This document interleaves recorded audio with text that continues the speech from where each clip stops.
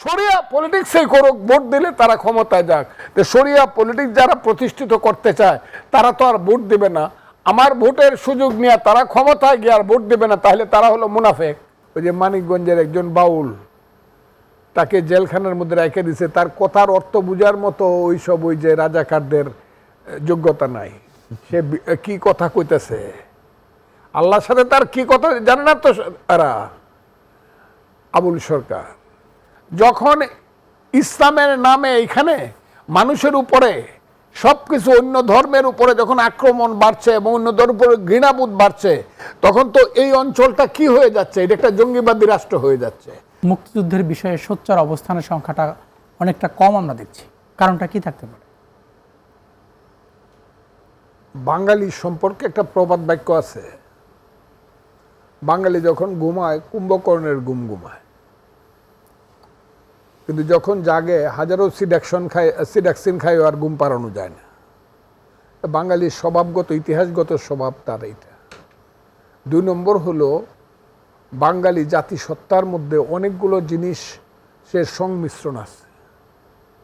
এই অনেকগুলো জিনিসের সংমিশ্রণ থাকার কারণে, যেমন আমার প্রথমে হলো আমি কে, আমি এই ভূখণ্ডের মানুষ, আমি কোন ভূখণ্ড, এটা এই ভূখণ্ডটা পদ্মা মেঘনা যমুনা পাড়ের যে ইতিহাস, সেই ইতিহাসের সঙ্গে যুক্ত, সেই সংস্কৃতির সঙ্গে যুক্ত।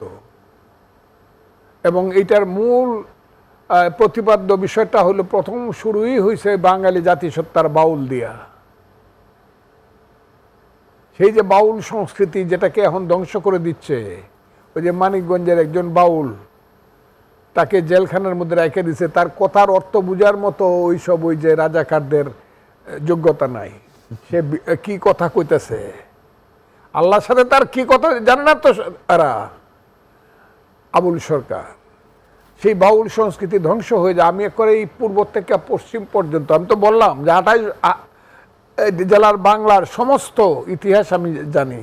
বাউল সংস্কৃতি ধ্বংস করে দিছে, সাহিত্য এখানে ধ্বংস। সেই সাহিত্য কি, বিশেষ করে আগে যে গীতি সাহিত্য এবং মধ্যযুগের যে সাহিত্যগুলো, সে সব কিছু ধ্বংস করেছে বাঙালি জাতির। এবং এর উপর নির্ভর করিয়া 1300 শতাব্দীতে এই দেশে একটা নতুন ধর্ম আসলো, এর আগে আসে নাই। যদিও এটা আরবে আসছে আরো আগে, 600 শতাব্দীতে বা 700 শতাব্দীতে বাংলায় আসছে, 1300 শতাব্দীতে।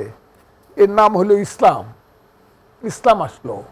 ইসলাম কিন্তু এই মক্কা মদিনা দামেস্ক থেকে আমাদের দেশে আসে নাই। আমাদের দেশে ইসলাম আসছে বাগদাদ থেকে এবং পরবর্তী সময়ে পার্সিয়ার থেকে। এবং ইসলাম আসছে আমাদের সুফিবাদের মাধ্যমে, আমাদের অলিয়া উলিয়া গাউস কুতুব দরবেশদের মাধ্যমে ইসলাম আসছে। তখন আমরা কিন্তু এখানে হিন্দু, সব বুদ্ধ আছে আর হিন্দু আমরা আছি।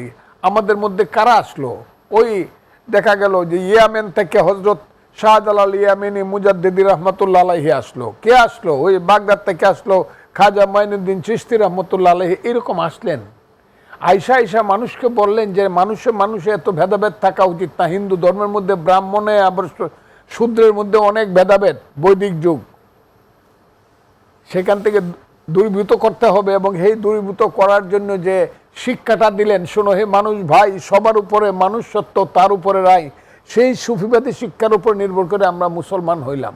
এবং 1300 শতাব্দী থেকে ধরে ব্রিটিশরা দেশে আসার আগ পর্যন্ত, আমি খুব চ্যালেঞ্জ করে বলছি, 1923 সনের আগে ভারতবর্ষে বা বাঙালিদের মধ্যে কোনো ধরনের এটারে কি কয় রায়ট হয় নাই হিন্দু মুসলমানে।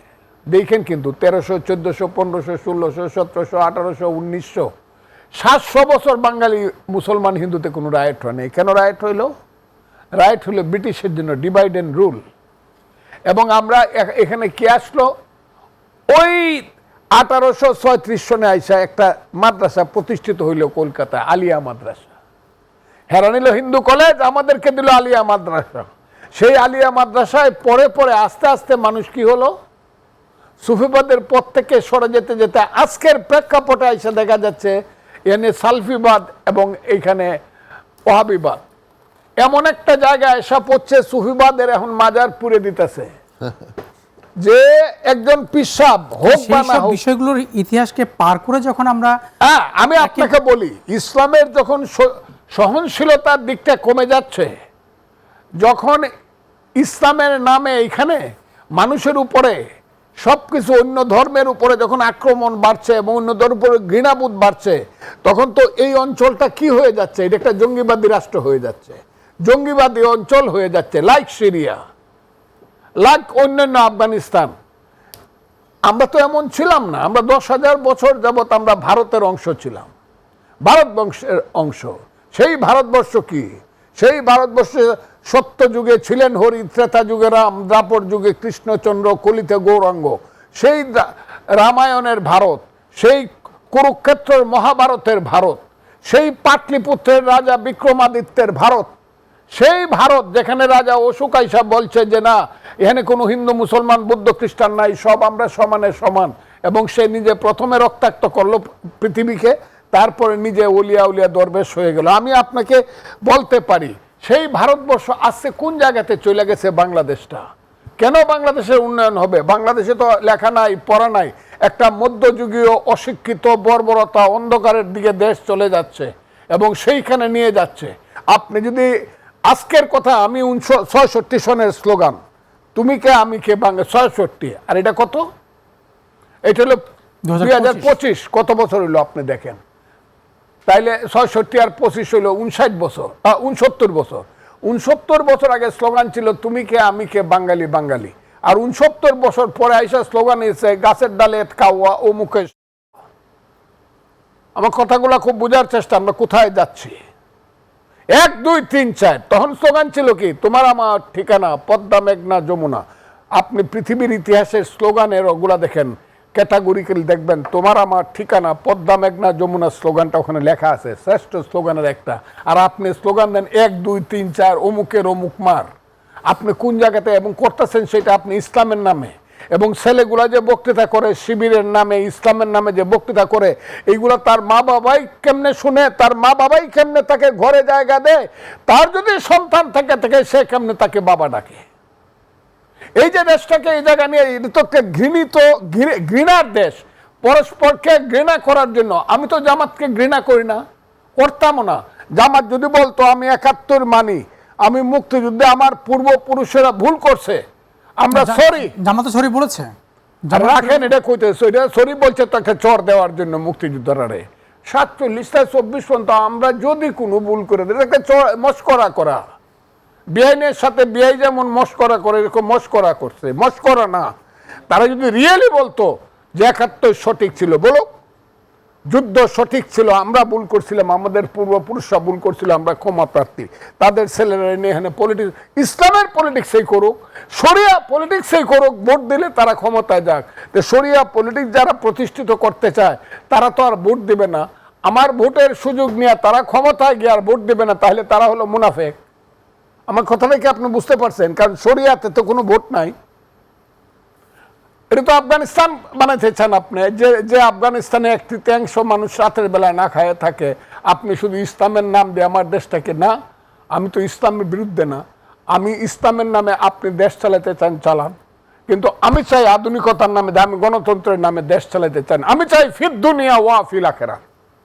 আমি দুনিয়াদারিতে, আমি গণতন্ত্র চাই। আমি মানুষের পেটের ভাত পরনের কাপড় চাই। আমি গরিব মানুষের সন্তানের হাতে বই চাই, শিক্ষা চাই, শিক্ষা শেষে চাকরি চাই। আমি মানুষে ভাই ভাই যেমন রিলেশন থাকে, সেই রিলেশন একটা সমাজে গড়ে তুলতে চাই। আমি সেই সমাজ চাই। ওই বেহেস্তে যাবো না দুজকে যাবো, এটা আল্লাহর সাথে আমি বুঝাবুঝ করবো না। আপনার ওই জামাতে বেহেস্তে টিকিট বিক্রি করতে হবে না, রাজাকারের বাচ্চাদের টিকিট তো আমি চাই না। আমি আল্লাহর টিকিট চাই, সেটা আল্লাহর সাথে আমার হবে না। যেদিন আমি হাসরের ময়দানে গিয়ে দাঁড়াবো আল্লাহর কাছে, যদি মানে আমার মতো নাদানকে যদি আল্লাহ ক্ষমা করে নিতে পারে, বেহেস্তে নাহলে দুজকে পড়বো। এইসব করে দেশটাকে অন্ধকারের দিকে এখন নিয়ে যে অবস্থাটা চলছে, এটা তো এমন একটা দেশ হয়েছে, কিন্তু রাজনৈতিক একটা যুদ্ধ ছাড়া, রক্তাক্ত যুদ্ধ ছাড়া শেষ হবে বলে, যেটা আমি চাই না। আবারও বললাম, এটা আমি চাই না, কিন্তু একটা রক্তাক্ত যুদ্ধ ছাড়া এই দেশের এই সমস্যা শেষ হবে বলে তো আমি মনে করতেছি না।